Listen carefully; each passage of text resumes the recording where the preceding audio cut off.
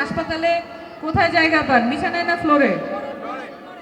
বাসায় ফ্লোরে ঘুমান, কিন্তু আমরা যখন অসুস্থ তখন আমাদের ঘুমাইতে হয় ফ্লোরে বা থাকতে হয় ফ্লোরে। তো এটা তো কোনো ব্যবস্থা হইতে পারে না। আমাদের এই ব্যবস্থাগুলি ঠিক করতে হবে। আর বিশেষ করে ঢাকা নয়, আমরা কেউ ট্যাক্সের পয়সা তো এক পয়সা কম দেই না, দেই? মাস শেষে গ্যাসের বিল কি কেউ কম দেয়? এই যে আপা বলতেছেন, এটা আমাদের বলি যে 1 নম্বর সমস্যা আমাদের এখানে। 1 নম্বর সমস্যা হচ্ছে গ্যাসের সমস্যা। রাত জায়গায় থাকতে হয়, যারা রান্না করে ওরা বুঝে কি কষ্ট। এই কয়দিন আগে একজন আন্টি আমাকে বলতে বলতে কান্নাই করে দিতেছিলেন যে আসলে রাত জেগে থাকতে হয়, তারপর সকালবেলা কাজে যেতে হয়, তাহলে কেমনে হবে? তো কিন্তু ওই যেই গ্যাস আসে না, চুলা জ্বালাইলে তো গ্যাস আসে না, আসে বাতাস। রাত 2টা-3টার সময় গ্যাস আসে, তারপরেও ওটা দিয়ে রান্না হয় না। দেখা যায় কেউ ব্যবস্থা করতেছে, লাকড়ির ব্যবস্থা করতেছে, লাকড়িটা তো আবার নিজের টাকায় কিনে আনতে হয়।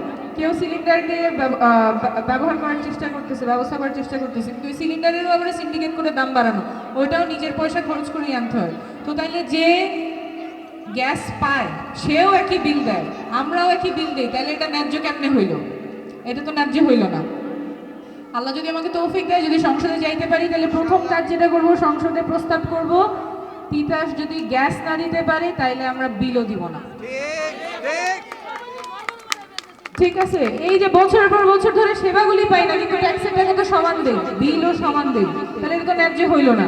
আমাদের এই এলাকার যতগুলি সমস্যা, গ্যাস বলেন, রাস্তাঘাট বলেন, জলাবদ্ধতা, যে ময়লা যেখানে সেখানে ফালায়, বাসার পাশে ময়লা পড়ে থাকে, স্কুলগুলির পাশে ময়লা থাকে।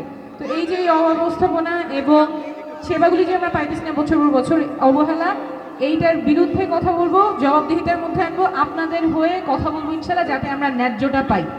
ঢাকা নয়কে অবহেলার দিন শেষ, আমরা আমাদের পাওনা বুঝে নিব। আপনাদের হয়ে আমি কথা বলবো এবং আমাদের পাওনা আমরা বুঝে নিব ইনশাল্লাহ। আপনারা সাথে থাকবেন এবং আমরা বলতেছি যে আমরা আগের মতো রাজনীতি আর করবো না। এই যে একটু আগে আপা বলে গেলেন যে ঠিক আছে, নির্বাচনের আগে তো ঠিকই পাওয়া যায়, এরপরে তো আর পাওয়া যায় না। ঠিকই তো, আপনারা বছর বছর ভোট দিয়ে সংসদে পাঠাইছেন না জনপ্রতিনিধি, তারপরে কি হয়েছে? তারপরে ওই যে এই গ্যাসের সমস্যা চলছে, রাস্তাঘাটের সমস্যাও চলছে, একটু বৃষ্টি হলে পানি উঠে যায়, সেই সমস্যাও চলছে, ফিক্স তো হয় নাই।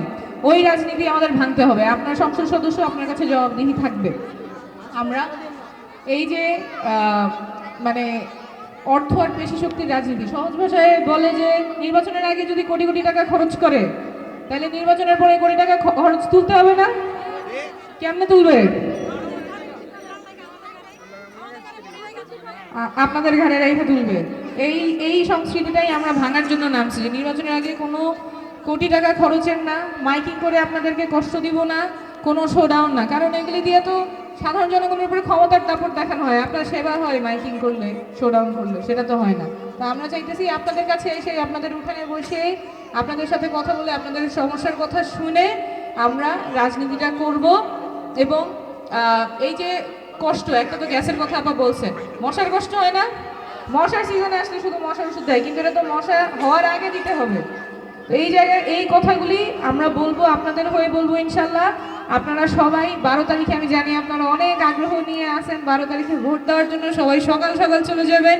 এবার তো জানেন 2টা ভোট, জানেন কি না? একটা হচ্ছে গণভোটে হানা ভোট, আরেকটা হচ্ছে আপনার প্রার্থীর মার্কার ভোট। সকাল সকাল সবাই মিলে গিয়ে গণভোটে হ্যাঁ ভোটটা দিবেন। আর মার্কাটা আমার জন্য ফুটবল। আমি চাই আপনারা ফুটবলের রায় দিয়ে নতুন রাজনীতি, আমাদের জবাবদিহিতার রাজনীতির পথটা আপনারা সহজ করবেন ইনশাল্লাহ।